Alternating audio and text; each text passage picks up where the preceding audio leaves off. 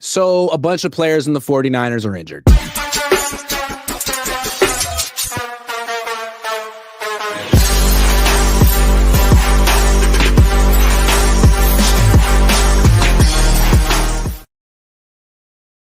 What's up? Happy Saturday. Welcome to LaCohn and LaRocca. That's Tyler LaRocca.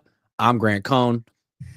Yesterday was like a classic Friday news dump. There was nothing going on. Everyone's getting ready for this glorious weekend. And then right as we were checking out mentally, Niners dropped this bombshell of basically just an injury update. And following players on the active, physically unable to perform list: Ayuk, Andre Dillard, Yatir Gross-Matos, Malik Mustafa, Ricky Pearsall, Curtis Robinson. And then two on the non-football injury list: Ben Barch and George Odom. And I mean, they didn't really explain what this means. A lot of people were upset. Then a lot of people came in who covered the team like, well, wait a second. They could activate these guys at any time. They're probably fine. Yeah, but all I know, Tyler, is that Jair Brown had an ankle scope. He's not on PUP. Mykel Williams missed most of OTAs and all of minicamp, not on PUP. Alfred Collins missed everything with a calf injury, not on PUP. So it seems to me that if you are on PUP, it's not ideal. So why don't we go through the new guys, the guys we didn't know were going to be on PUP? Like Ayuk, we knew that. Yeah. Ricky Pearsall, this is news to us. Kyle Shanahan said he'd be cool. So on a scale of 1 to 10, how concerned are you about Ricky Pearsall in general? I'm at a 10 because, and here's my thing, right? Is everyone's I made a couple tweets about it, and people, they threw their insults, and then they're like, "It doesn't mean he's gone for most of training camp." Okay, when Kyle talked about Ricky's injury in minicamp, he said, "Oh, this is just precautionary." Basically, he could play. Mm-hmm. This is just just cause. Same thing he said with Christian. So I'm a 10 because anytime Kyle feels the need to lie about a player's injury, it's serious. As we found out last year with Christian McCaffrey. Otherwise, he'd just be like, yeah, he tweaked his hamstring, so we're going to give him the offseason to get it figured out. And then when he comes back, he'll come back. But even he knows it's more serious than he's making it out to be. Ricky knows it's more serious than they're making it out to be because this is the same hamstring he's already hurt. And I'm at a 10 because we talked about this. One, he is an old rookie. So his developmental window is already small. It's already smaller than a Mykel Williams or even a Trey Lance, right? So if they missed a couple off seasons, you could be like, well, they're still only 22. Ricky Pearsall is 8 months younger than Jamar Chase. He's about to be 25. Yeah, Jamar Chase just established himself as a top 2, top 3 receiver in the NFL and got his second contract. Yeah. Ricky Pearsall is 8 months younger than him and has not participated in an offseason. That's a problem. No matter which way you slice it, no matter how much you like it. This is why I always say, do not get cute with high picks. Just if you don't know what to do, go with what's in front of you. Cooper DeJean should be a 49er. I'm so annoyed with Ricky Pearsall in this whole situation. Look, here's the thing with Ricky. We don't know that Kyle's lying. We don't. We don't know anything. And what's annoying is he said it's precautionary. He said he could practice and play if it was really important. But that's what he said about Christian too. The way it's playing out with Ricky feels like the way it played out with Christian. And we know how it ultimately played out with Christian. We don't know if that's going to happen to Ricky, but it's man, you fooled us once last year. Mm-hmm. We're supposed to believe the same rhetoric year 2. I mean, we're naturally more skeptical. Have to be. So until I see Ricky Pearsall out there, I'm going to think bad stuff. And where does my mind go? If he's really hurt, it's you got rid of Deebo Samuel, fine. But there's a high probability that he's going to have a better year than Ricky because Ricky's supposed to be the Deebo replacement. And not just that, you took Ricky over Ladd McConkey. You took Ricky over Cooper DeJean. There's a lot riding on this pick. Yes. I think I thought this pick was bad last year, but I was willing to ride with it because you had people like CJ Stroud and stuff saying he's a baller and he had some nice grabs and he was supposed to be able to stay on the field. He is about to miss his second full offseason. Even if he comes back for the last week of training camp, I do not care. He has missed 2 full off seasons. You said it perfectly. Off seasons are to improve. He is playing catch up to a rookie level at almost 25 years old. That is a problem. That is a problem. You do not want a 25-year-old player that has yet to improve. That's bad. And look, I know a little bit about hamstring injuries and running.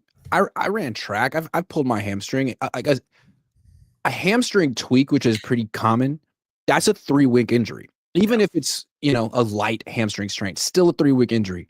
Man, it seems like he's been hurt since May. Yeah. In July.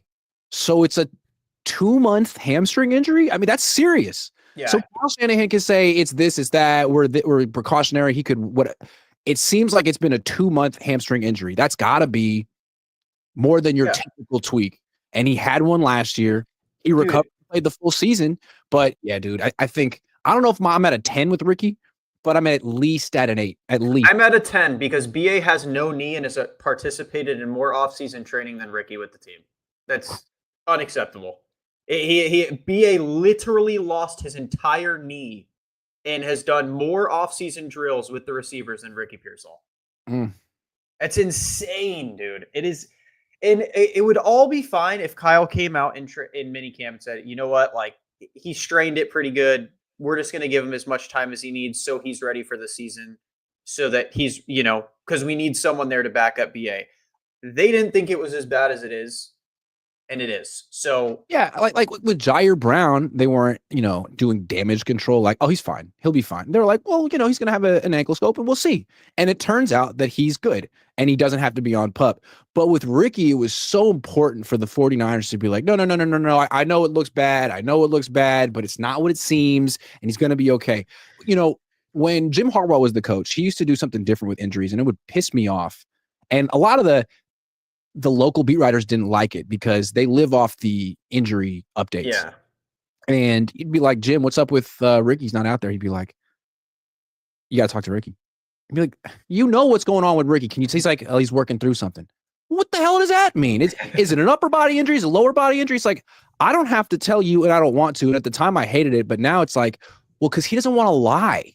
Yeah, he doesn't want to be in a position where he's actually lying. And because that's way worse. I would much rather, ask Ricky than, dude, it's fine. It's no big deal for the second offseason in a row. And God knows what's going to happen. It's a hamstring. You hear players like Richard Sherman, Keenan Allen be like, dude, when you hurt your hamstring, it's a year-long injury. You can't fix it until the next offseason. Like, you're just rolling with it the entire year. And, like, it's just one of these things where it's like, at this point, I'm already over Ricky Pearsall. He's Jalen Hurd 2.0. Take a swing for someone else. Like, I'm over Ricky Pearsall. If someone else wants him, that's what I'd do. I'd take a swing for someone like Terry McLaurin and offer Ricky Pearsall. If they want to deal with the headache, deal with the headache. One thing that's nice, though, it seems like Jordan Watkins has none of these issues. Like, these issues with Ricky, I think why it's so concerning, why you're at a 10, it's like it's not a one-off. This was last off season too. So when is he ever going to actually lock in and be durable and on the field all the time? That's what Jordan Watkins just did. Mm-hmm. And as a result, he looks like someone who actually might be able to contribute as a rookie. Even Michael, who we were worried about, like, oof, he was just kind of hurt all year and he has this ankle thing. No, look at him. He's fine. He's good to go. He's ready to roll. And it's like, dude, at some point, even just as Ricky, just get on the field, bro. Just suit up and get on the field. If it hurts, it hurts. Like we got to start seeing you on the field. You got to start doing drills. You got to do something, man. But if it's a hamstring injury and a serious one, he absolutely can't come back too soon because then he hurts it again. Sure. Yeah, exactly. But I still want you, you need to say something, dude. You guys need to be like, this is just insane to me. Like, I can't believe we got part of being a starting wide receiver in the NFL is the ability to practice a lot and play a lot without pulling your hamstring. Because you know what you do for a living? You sprint a lot. Mm-hmm. Dozens and dozens and dozens of times to get dozens of sprints even if you're not getting the ball. And if you're, pulling your hamstring, it means that somewhere along the way, your training regimen isn't working or your body just isn't cut out for this level of competition. It's too much. Yep. So and you're almost 25 years old, man. You got to figure it out. My Jordan Watkins stonks are going up. I like Jordan Watkins, so if he comes in and takes over for Ricky, I'll be fine. But yeah, who's not on PUP? Who? Jordan Watkins. Yeah, it's Jacob Cowing isn't either, and he's 4'2". And yeah, that's just my thing with Ricky. I'm at a He's our best healthy receiver right now. I'm at a 10 just because I'm just over it, man. You've been hurt too much. Like the only thing you get grace obviously is getting shot. Like you can't do anything. He recovered from that quicker than the hamstring. Like it's what it's like seeming like. Like, dude, I, this hamstring thing, because it isn't just this year. He hurt it last year. He was hurt last year with the hamstring thing. So it's like, my concern with the hamstring, really, and then we'll move on, is that I just have this lingering suspicion or fear that they're underselling it, that it's worse than they say. I completely I can't agree. prove it, and I hope I'm wrong. And I hope he's out there day one on Wednesday. Like, Ricky Pearsall seems like a really good guy. He's had a near-death experience. I definitely want him to have a successful career, but it just feels like this is how the 49ers operate. We saw him do it with Christian last year. They're using the same rhetoric. I just have this awful suspicion that they're underselling it, and I hope I'm wrong. I do too. Like, I hope he proves me wrong. I hope he comes out in training camp, balls out, and is like disgusting. And then everyone, memes on me and says, I can't believe you said he was a bust. But I think I'm right. Face. Yeah, I would be so happy to get memed on, but I don't see it happening. Okay. Ben Bartch on the non-football injury list. This is kind of bizarre. It implies that he got injured sometime in the last 5 weeks away from the facility, because he was on the field. He was on the field. I'm not asking that. I'm saying that. I was there in minicamp. He was on the field. Mm-hmm. And then if he had gotten injured at at OTAs or minicamp, he'd be on the PUP list. But non-football means the injury literally occurred in a non-football setting. So, I mean, it happens. Maybe he hurt himself working out in his backyard. Maybe he tripped and fell. I tripped and fell at Orange Theory. Things happen. But it's not what they freaking need. Yeah, I didn't. Yeah, it's true. That's not what they need. He's supposed to replace Aaron Banks, and he's hurt. He was hurt last year after he got hurt in his second start. How concerned are you about Ben Bartch in general? I mean, I'd say it's like a 5, just because I feel like no offense, but how much worse can you get at the position, really? Like, Ben Bartch is fine, maybe. Like, we barely saw him. He's been hurt often, it seems like, and he was behind Aaron Banks. So, like, at the end of the day, like, I feel like you could pick up a vet or a free agent and, like, whatever. I just don't. The alarms aren't sounding for me, because I feel like worst case scenario, you could pick up another average player. I see what you mean. Like, I'm at a 10 with Bartch because I don't think he's good, but like, I can see it being a 5 because there's probably someone on the team right now who's just as good as Bartch. So why does he even matter? Exactly. I don't think Bartch is the solution here. I think that rookie from Iowa, Connor Colby, the 7th round pick that we're not thinking about, but he might end up being the starting left guard for this team. And if Bartch is hurt early on in camp and Colby looks decent, they'll just leave him there like they left Pooney there last year. And I'll tell you this, man. If Trent's healthy and you're lined up next to Trent, your job's a lot easier, man. True. Like, your job's pretty easy. So especially for a rookie, you get to literally be next to Trent, learning from Trent, figuring things out with Trent. I think you'll be all right. So, yeah, Ben Bartch doesn't concern me as much as our extremely thin receiver room right now. It would just be so funny if Connor Colby ended up being good and the Niners just once again some awful process. Like, you let Aaron Banks go. Okay, that's understandable. You replace him with a really cheap vet. Why is he cheap? Because he gets hurt all the time and he gets hurt. Okay, well, that's on you. But you're saved because you drafted a guard in round 7 who's good. That's what they always do. Their late round picks are just cash. It's their early rounds that are awful. Awful. Like, we have to be the worst. I was thinking about this. I think I even put out a tweet about it where I was like, I'm pretty sure the 49ers are the worst first-round drafting team under the Kyle Shanahan, John Lynch era like I've ever seen. And someone brought up Nick Bosa, and I'm like, dude, that was like the most obvious pick. Like, I don't give them credit for Nick Bosa. That's like, it's like giving the Bears credit for drafting Caleb Williams. It's like, okay, you had to. Like, if you think about it outside of that, like, sure, did BA and Debo work out? Yes, but if you look at the players you could have gotten at their positions instead of them, it's like they didn't really work out. Like, sure, BA was good. We could have had Justin Jefferson, though. So it's like, was that a good pick? Not in my book. They could have had Justin Jefferson if they had taken him with the pick they used on Kinlaw. Yeah. And yeah, it's true. So it's like, at the end of the day, it's like, is it a good pick? You could have had AJ Brown instead of Debo. Yeah. So, yeah, I We try to do too much in the Well, first round. I think what's interesting about the Niners front office is like they inherited that scouting department, and everyone acknowledges that it's a really good scouting department, and yet they, as a team, suck at drafting in the first 3 rounds. And John Lynch talks about how much he empowers the coaches to make decisions in the draft. So they kind of seem like a team that is letting their coaches make too many personnel decisions early. And then this really good scouting department comes in and does great work late. So here's my thought process too. Could you imagine what if Saleh, because they said like Saleh had a lot of control in our first rounds. What if our first 3-round picks this year are just complete, like he crushes it? Like Michael Williams is a star. Alfred Collins is like, I'm blanking on his name on the Eagles. The dude that's incredible. Jalen Carter. Yeah, Jalen Carter. What if he's like a Jalen Carter type player? Like, and Saleh just murders it. Like, in my opinion, dude, you have to think about keeping Saleh over Kyle. If he does, then someone else is going to want him to be their head coach, and the Niners going to have to make a real decision. Like, in my opinion, dude, like if you see him come in and just homer in the first 3 rounds, like, damn, Kyle and John are really bad at this thing, especially with Ricky on PUP. Oh, man. All right, another one. Andre Dillard, the new swing tackle, here to replace Jalen Moore on PUP. This one's interesting to me because Dillard didn't play last year. He was a backup for like Green Bay, and he didn't play. And the Niners signed him, and you think, here's a guy who's fresh and healthy, given the fact that he hasn't played football in a very long time. Nope, hurt. I don't understand. How did that happen? When and how? But it doesn't matter. Well, I guess it does. We'll find out eventually. He's hurt, and he's still hurt. And this is the Trent Williams backup, the guy who's, a lock to start at least 2 games this year. Yeah. What do you think? 1 to 10. Again, this one's like low. This one's like a 2.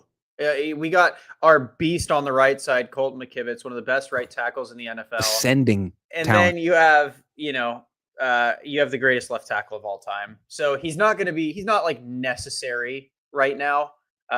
So that's kind of why I'm not too worried about it, is he's not necessary. Now, if Trent gets hurt, that goes from a 2 to a 10. But Trent's fine. Trent barely even works in training camp, dude. He doesn't care. He's going to need an oxygen mask week 1. I'm curious to see if Dillard's even going to win this job and make it on the team. Yeah. Like, you're going to have to compete for that backup left tackle job with Spencer Burford. And I think Burford's probably making more money than Dillard this year. He's younger than Dillard. He's healthier than Dillard. And if he shows anything at this left tackle spot, which is his natural position, then who needs Dillard at that point? You've never played well. He's given up a lot of sacks, and there's a reason he doesn't play anymore.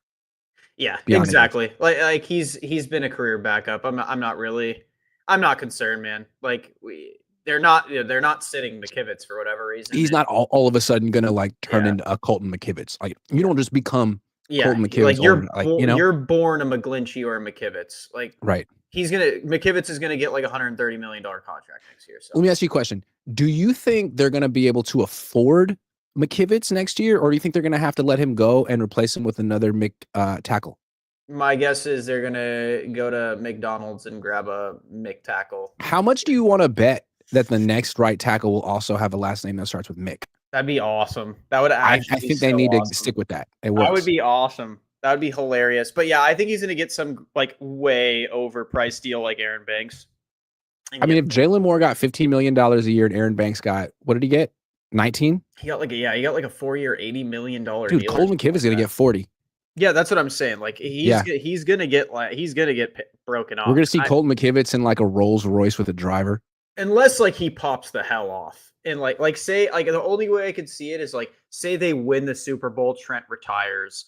They'd probably sign Colton McKivitz just to keep a tackle, but Who do you think's going to have a better season, Trent Williams or Colton McKivitz? Trent Williams. Wow.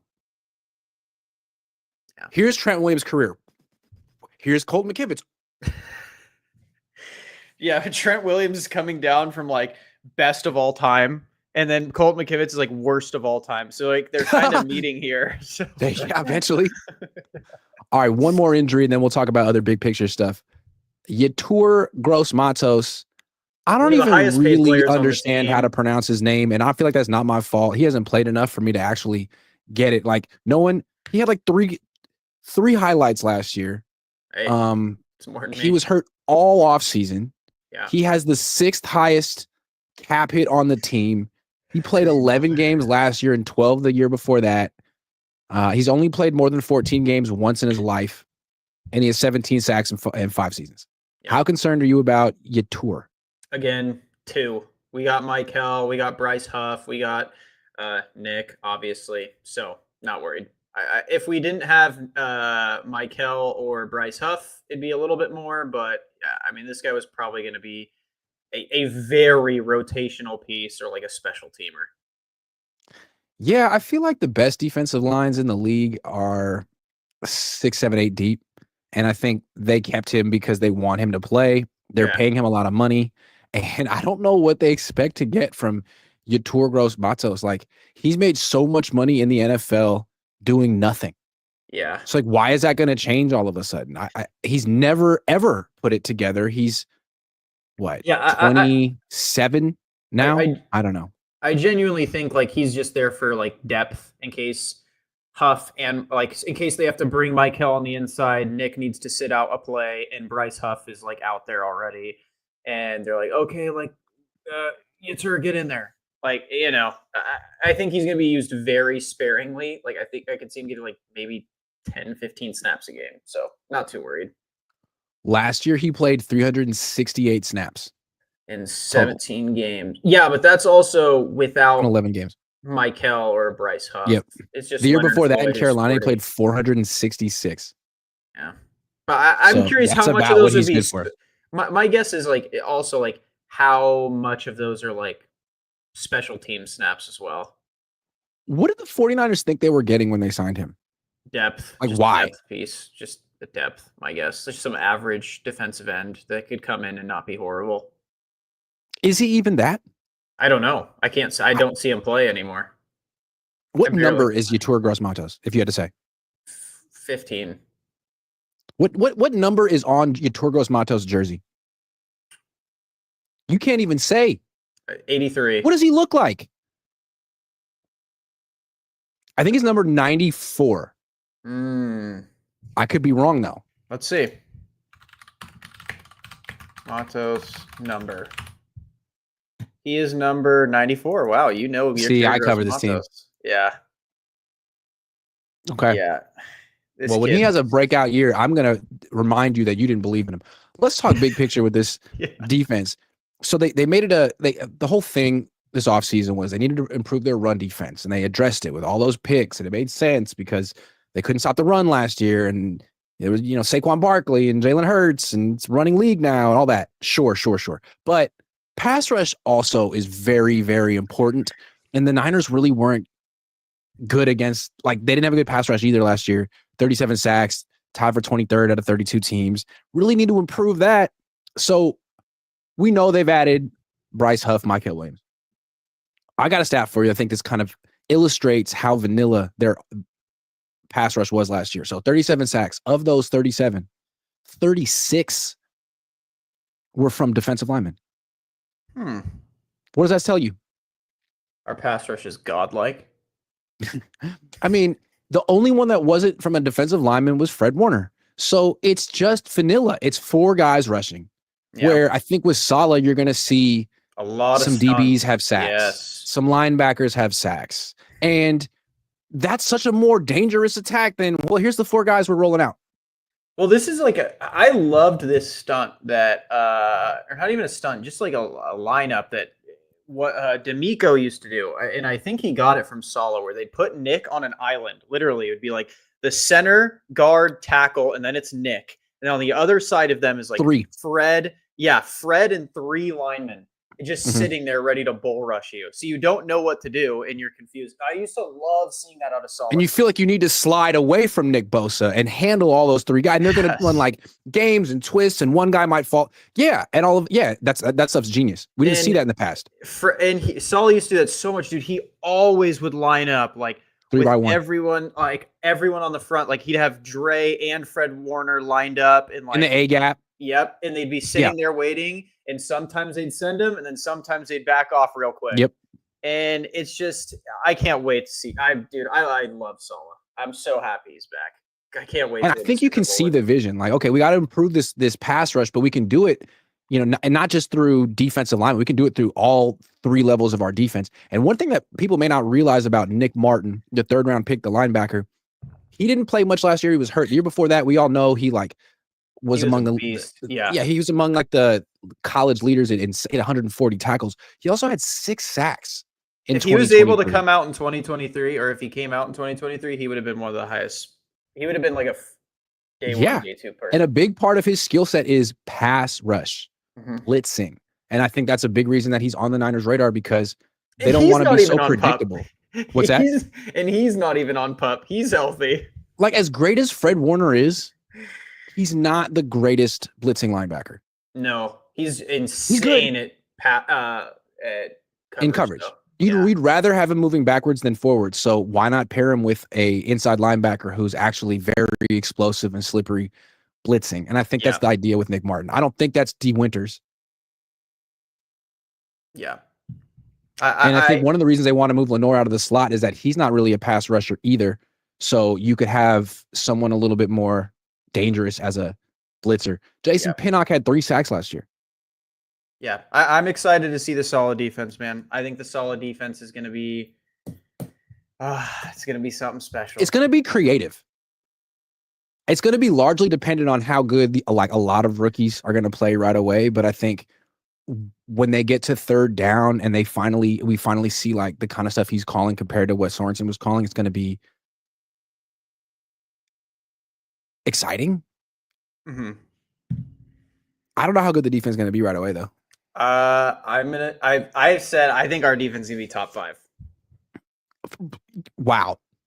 Well, I mean, it was top 8 in yards allowed last year. They just gave up a bunch of rushing touchdowns. Yeah, our safeties are better this year too. So let me look up another stat.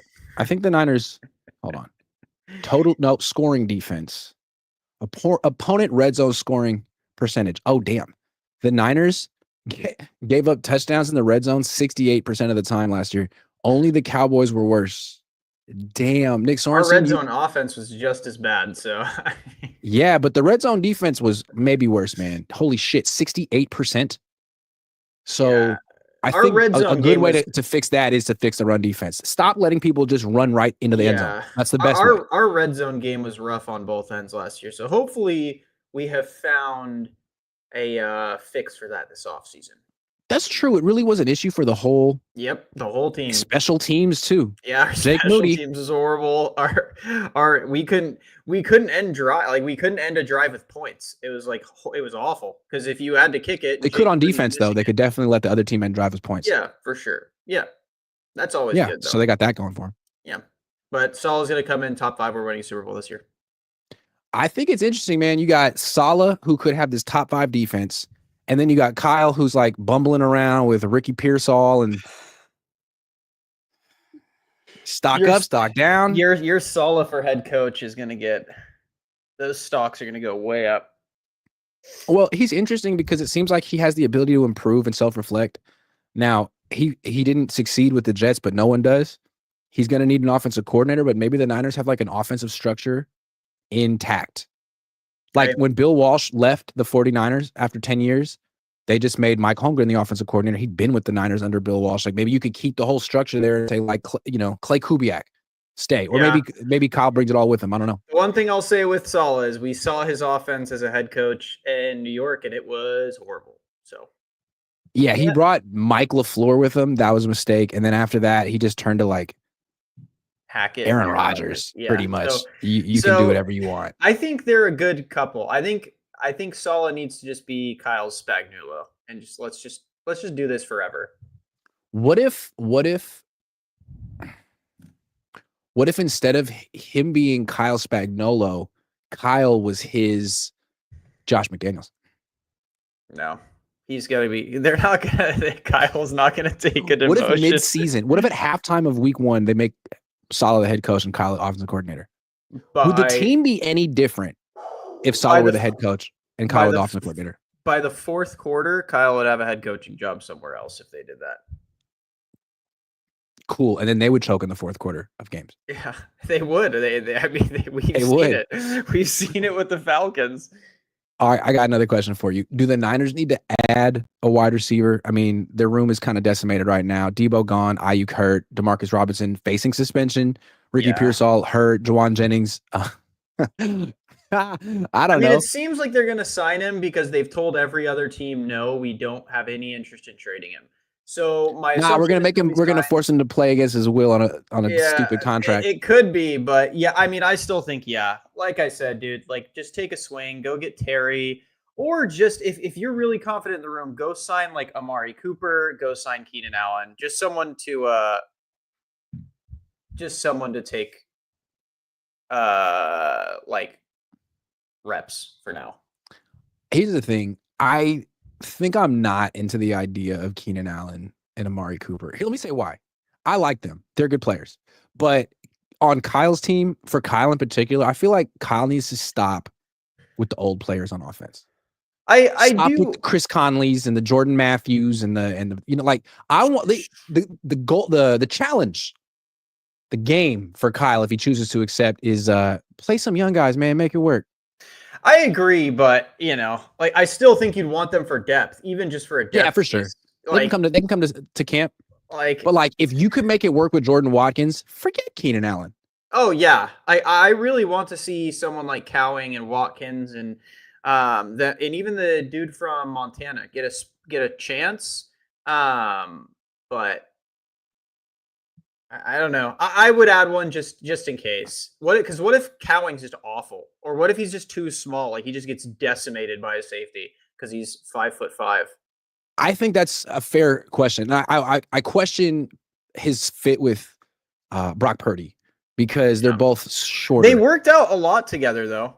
That's fine, but Brock Purdy said himself that he can't see 40% of the field or 40% of the time when he's in the pocket. So I think it's going to be hard for him to find a 5'8.5" wide receiver down the field. Like, where are you? Why does he throw to Kittle and Jennings so much? Because he can see them. Yeah, and you can see them. Yeah, I don't know, but I at least want to see it. I mean, Kyle's scheme is good, man. So let us see it. Can Cowing get some timing going or not?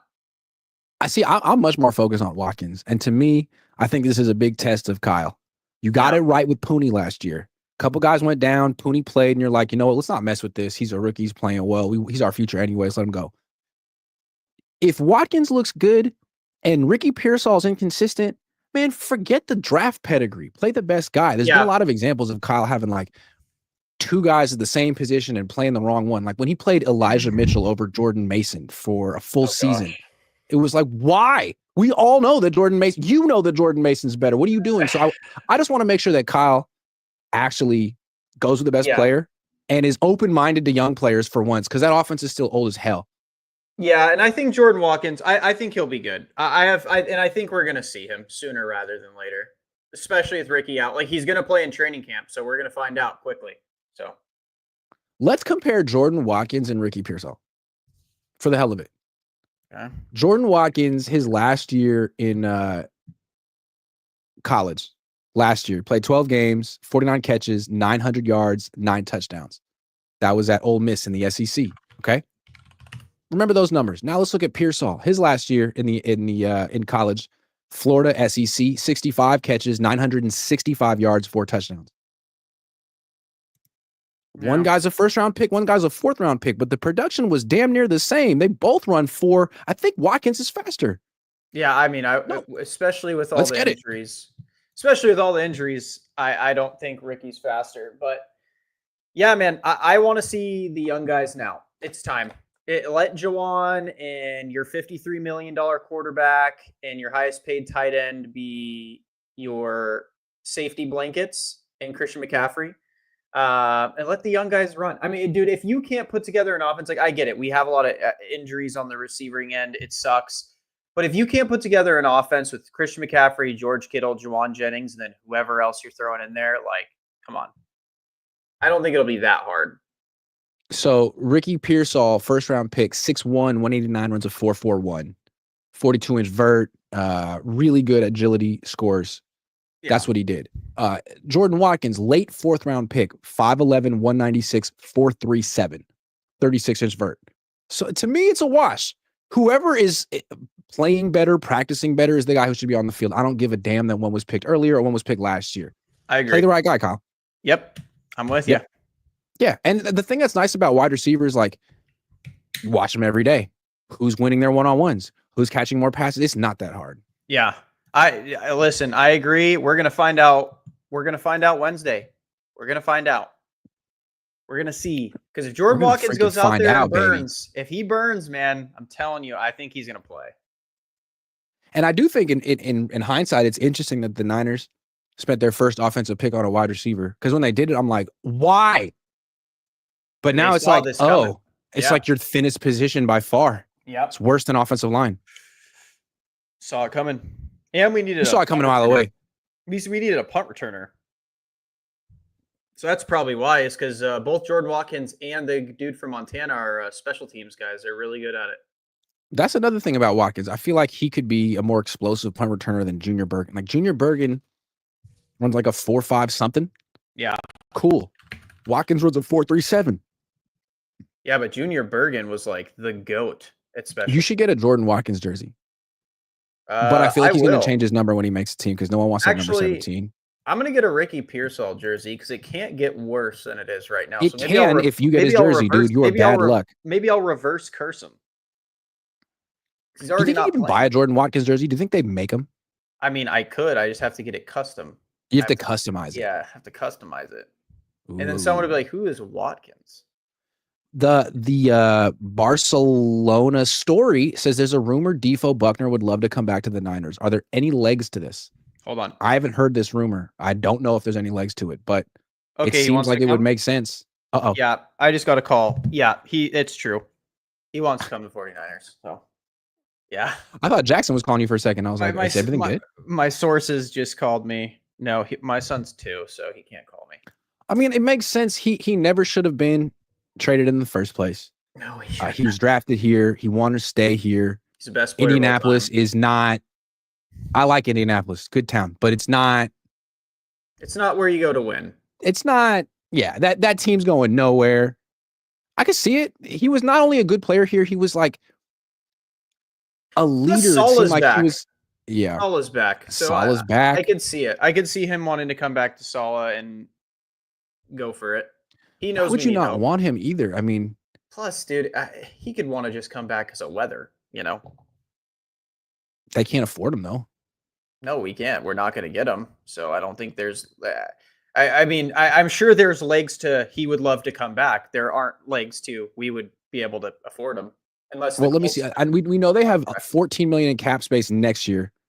His cap number next year is his base salary next year is $13 million. So they can't. No, they really can't.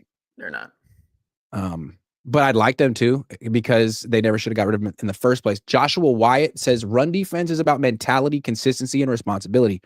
Frankly, that's the one thing I believe they'll fix. Those 3 words define Robert Saleh. I agree, but it's also personnel. I mean, I like the whole mentality. Trust me, I love Robert Saleh's energy. And like his. Yeah, I just don't understand. I don't see how you can expect a team starting 3 to 5 rookies to be like consistent at first. They might have good moments. They're gonna bust coverages. They're gonna jump out of gaps. They're gonna do weird stuff. The Niners are going to. It's gonna be a lot like the 2013, 2012 Niners, where the offense is going to have to capitalize when they get mistakes. They have to. Like if we get a pick or we get a big stop, you have to capitalize because the defense, I don't think is gonna hold people like under 14 points. But I do think we're gonna be able to force a lot of turnovers and force big stops. But yeah, it won't be consistent. Is this so interesting because the Niners on paper last year, like their team was actually way better than their record. They averaged 6.2 yards per play and gave up 5.2 yards per play. That's a differential of like 1 yard per play, which is freaking elite. Those are usually the best team. I think it was second best in the league last year. And yet they lost all those games because of their play in the red zone. Really, they couldn't score in the red zone. They couldn't stop other teams from scoring in the red zone. And as a result, they couldn't even score field goals in the red zone. Ruined the whole season. So I don't know if they'll be better or worse, but and it's like they ditched they gutted the whole team when really it was a very specific issue in a very specific part of the field. Secondary. Lamont 757 says, okay, so when we get another top 10 first, do we get a quarterback? And if so, who do you like? Hear a lot of good ones coming out, or do we get another wide receiver? Man, he's going straight to 2026. That's a tough one, man. I mean, I think, if Brock shits the bed, I mean, I don't know if we'll grab one at the quarterback because next year's draft is going to be loaded with quarterback talent. So it'll depend how high, but I mean, if Brock's terrible, they're not drafting receiver top 10. It'll be a way bigger problem than receiver. Do you think it'd be like a funny, ironic thing to do to walk around town with a Moody jersey? Lamont 757 wants to know if anyone's bought one. His family probably. Jim Harbaugh, but I think not even Jim Harbaugh. Kevin G Win 584 is a new member. Thank you very much, Kevin. Appreciate you. Thank you, Kevin. Thank you, Kevin. Thank you, Kevin. Thank you, Tyler. I mean, I think that's all we got for today. You're not affected by the Niners injuries, although the Ricky Pearsall one really pissed you off. The Pearsall one upsets me. The Mustafa and BA ones aren't surprising. And then the other 4 are just not really like players who move the needle on a Saturday in July for you.